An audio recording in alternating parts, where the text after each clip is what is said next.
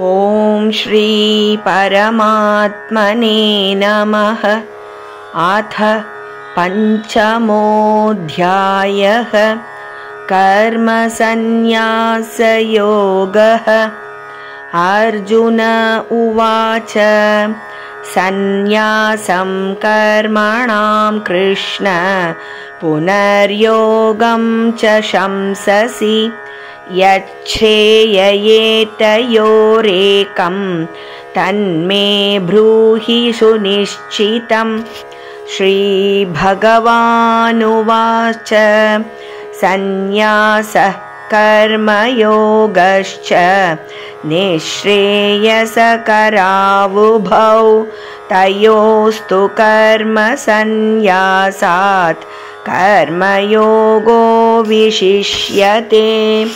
ज्ञेयः स नित्यसन्न्यासी यो न त्वेष्टि न काङ्क्षति निर्द्वन्द्वो हि महाबाहो सुखं बन्धात् प्रमुच्यते।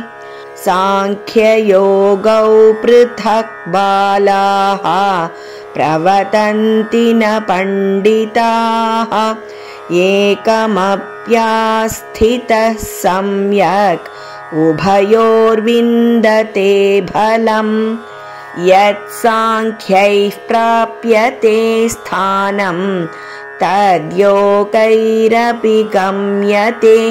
एकं साङ्ख्यं च योगं च यः पश्यति स पश्यति। सन्न्यासस्तु महाबाहो दुःखमाप्तुमयोगतः। योगयुक्तो मुनिर्ब्रह्म न चिरेणाधिगच्छति। योगयुक्तो विशुद्धात्मा विजितात्मा जितेन्द्रियः। सर्वभूतात्मभूतात्मा कुर्वन्नपि न लिप्यते।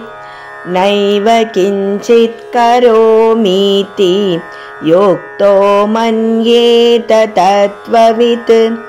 पश्यन् शृण्वन् स्पृशन् जिघ्रन् अश्नन् कच्छन् स्वपन् श्वसन् प्रलपन् विसृजन् गृह्णन् उन्मिषन् निमिषन्नपि।